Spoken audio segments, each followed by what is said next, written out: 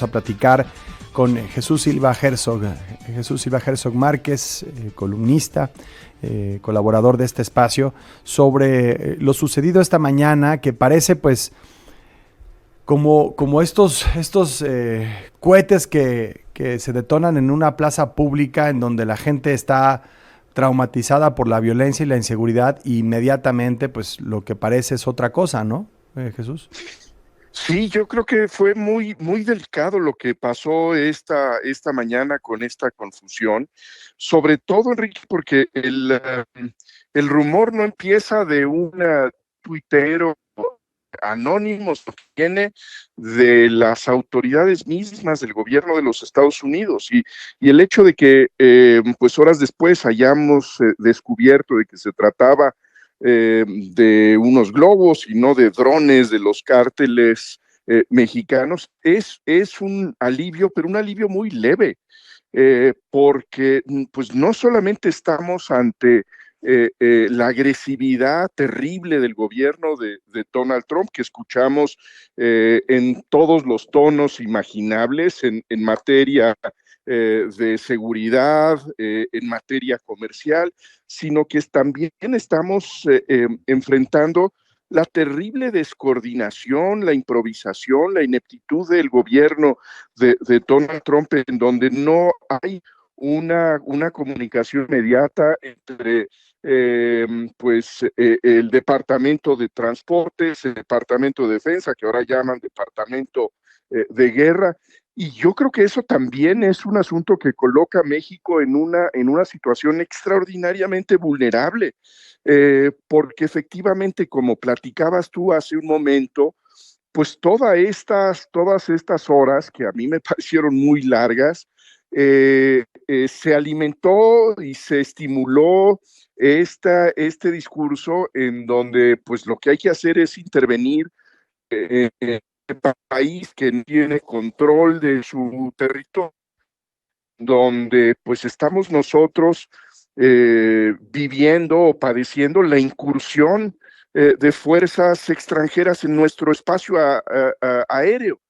Entonces, Sí, sí, sí. me parece que a las cosas que habíamos nosotros registrado como preocupantes, amenazantes, habrá que agregarle el desorden interno del gobierno de los Estados Unidos que tú mencionabas hace un minuto. Sí, me parece que lo que se revela en este episodio, pues son todas las tensiones internas y cómo esas tensiones y esa desorganización en Estados Unidos termina por pues generar todos estos impactos locales, ¿no? Lo vimos con la política migratoria en Minnesota, lo estamos viendo ahora en Texas con el cierre del espacio aéreo, pero también regionales, porque pues tienen una consecuencia directa en México. Y eso es inquietante, porque se convierte en un socio poco confiable, un gobierno con el que existe cooperación formal, vías de comunicación oficiales, pero que desde el que se emiten versiones también oficiales que contradicen la realidad, y no sabemos todavía exactamente qué es lo que pasó, porque no se ha generado evidencia Y, para salir a decir esto es lo que ocurrió, pero claro, lo que sí sabemos perdón. es que hay un amplio consenso entre el comité del Congreso que estableció este punto de acuerdo unánime, entre autoridades locales, entre fuentes de la FAA y operadores, que el asunto no responde a una incursión de drones de los cárteles mexicanos en espacio aéreo estadounidense. Eh, Bien, lo que hay que advertir es que esto pues descoloca totalmente a los negociadores mexicanos que están justamente teniendo reuniones con sus contrapartes en Washington, y donde, como adviertes perfectamente, de qué manera pueden subir ese lado de confianza cuando no hay diálogo. Creo que lo tía correctamente la presidenta esta mañana, en donde decía que no había ninguna información sobre estos drones que estuvieran operando del otro lado de la frontera con los Estados Unidos, y que si había necesidad de información, pues había que solicitarla también al Claro. gobierno mexicano. Esta comunicación que uno diría es elemental en una relación tan compleja, tan intensa, pues parece que más allá de los telefonazos periódicos entre los presidentes, no hay ese diálogo constante, ese diálogo permanente que tendría que ser parte de la dinámica cotidiana entre los dos países. ¿Qué tan preocupante es el manoseo de toda esa relación, de toda esa narrativa bilateral, Chucho? Porque pues yo veo que mientras tratamos de reconstruir a partir de los hechos, de la evidencia empírica, en la medida de lo posible, qué es lo que exactamente pasó esta mañana, pues ya de uno y otro lado de la frontera ya hay quienes traen su propia versión y eso, buena suerte tratando de detenerlo. Es decir, ahorita tú prendes Fox News o ves Newsmax o ves a Stephen Bannon o escuchas el radio, a las voces ultraconservadoras y ves sus cuentas en medios sociales y el asunto no está, no es controvertible. Son mexicanos, cárteles queriendo invadir Estados Unidos, como lo han venido diciendo en Fox News desde hace 2 semanas. No solamente es una invasión cultural, ya es una invasión física. O sea, Sí. ya para parar eso, buena suerte. Y aquí en México también se seguirán las lógicas y se viola la soberanía, no sé, todo lo que pueda venir. Ese discurso lo hemos escuchado durante mucho tiempo. Recordarás que con las manifestaciones de hace pues ya un año en Los Ángeles, la forma en que se planteaban estas manifestaciones es que estos no eran personas que protestaban, sino que eran invasores. Este rumor, este aviso que se planta en las redes sociales, pues,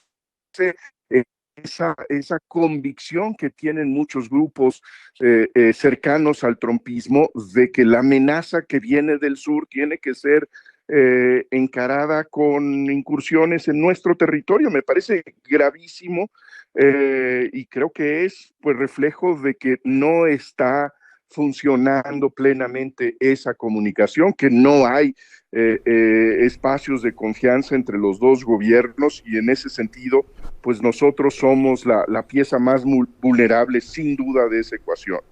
Pues sí, la preocupación de fondo que te buscaba transmitir es que nos estemos deslizando hacia una dinámica en la que una supuesta provocación criminal genere la posibilidad de una escalada en la frontera. Porque ahí creo que tú también lo advertías hace un minuto, la verdad termina siendo irrelevante. Sí. En esta escalada de delirios en donde hay sensación de amenaza permanente, la verdad, la comprobación de los hechos resulta irrelevante, ¿no? Así es. Jesús Silva Herzog, como siempre, un gusto platicarlo contigo. Buenas tardes. Sí, Enrique. Pues ahí está, Paco. Sí, y todo indica que más allá de tratar de solucionar las fallas que dieron lugar a este episodio, las autoridades de Estados Unidos están contentas fabricando esta idea. Por supuesto. De una amenaza externa. No, yo no espero una corrección por parte ni del Pentágono, ni de Hexed, ni del secretario de Transporte, ni de Pam Bondi. Es más, espero una escalada. Ajá. Llevamos años siendo invadidos por los intereses criminales, el narcoterrorismo, por supuesto. Sí. ¿No? O sea, el riesgo es que incidentes como este, real o montaje, normalicen un nuevo encuadre. La idea de que la frontera es un campo de batalla, de que la actividad criminal equivale a un conflicto armado y de que la soberanía pues, se vuelve negociable bajo estas presiones, ¿no? Ni las opciones de política pública también se reducen la desescalada que empieza a percibirse como debilidad en ese contexto y los operativos policíacos pues, van a resultar insuficientes porque lo que se impone es la lógica militar y la narrativa que ellos busquen sea la narrativa dominante. Porque pues, en eso van a estar.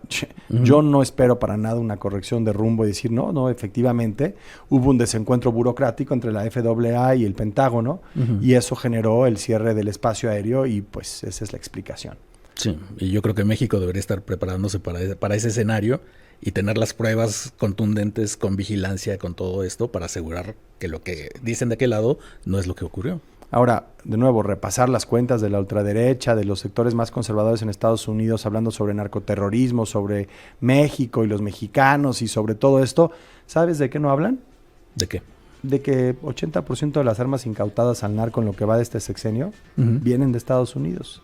De que 50% de las municiones incautadas al narco del calibre 50 de las famosas Barrett vienen de una planta fabricante de las Fuerzas Armadas estadounidenses. Sí. De eso no hablan, pero nosotros sí vamos a hablar. Así que volvemos.